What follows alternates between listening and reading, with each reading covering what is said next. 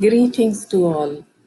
Apart from your regular classroom learning, you should be able to learn at your own pace and at your own time. Keeping that in mind, these lesson modules are made in which you can learn at your own pace by pausing it, by replaying it, going back, moving forward, and it is meant to facilitate your learning. And these are short lesson modules which will run only up to maximum 10 minutes. Hope it will benefit you in your learning process. Happy learning. Greetings. We are going to say about learning in neural networks. Already we had seen about the Hopfield networks, and now we are going to see how neural networks are made to learn.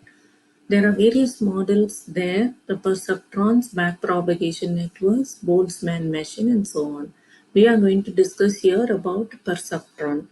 Rosenblatt designed this perceptron in 1962.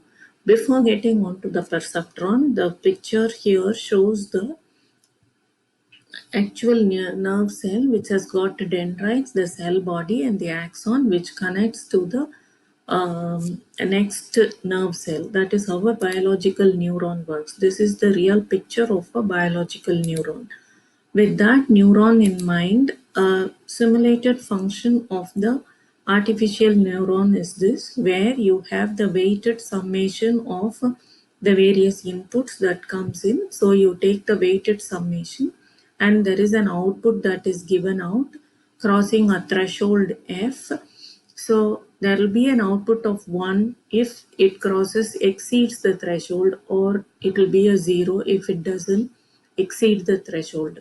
This is how an artificial neuron works.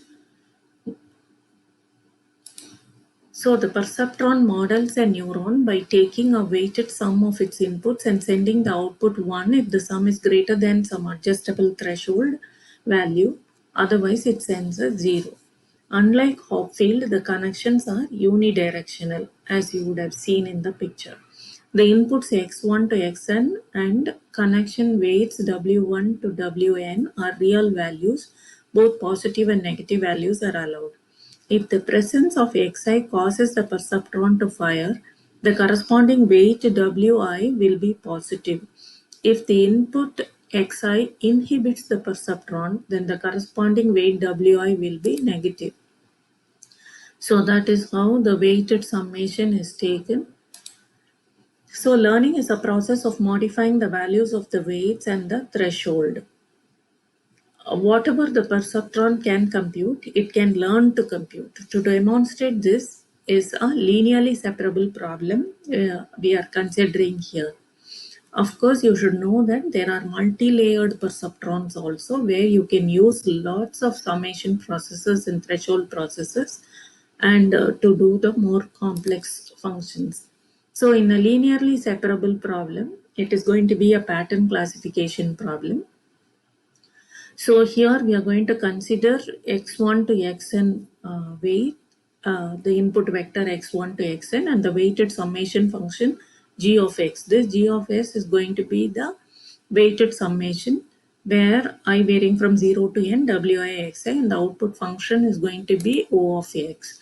So this o of x, if it is 1, it will become 1 if g of x is greater than 0, and that means it is a white dot, or it becomes a 0 if g of x is less than 0, so it is the dark dots. So there has to be a line drawn separating the black and the white dots.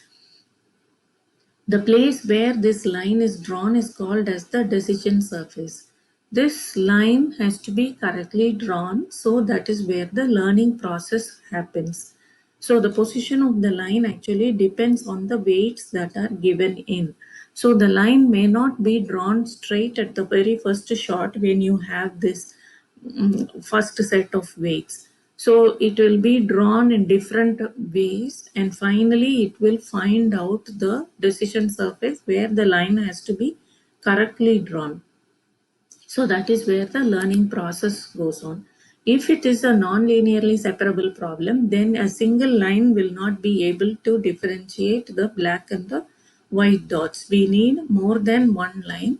So two lines in this picture that you see here, you need two lines to be to separate the black and the white dots. So this is a non-linearly separable problem. But for example, the first time we are taking a linearly separable problem. So hope you understood till this. We will see the algorithm which does this learning process in the next lesson. Thank you.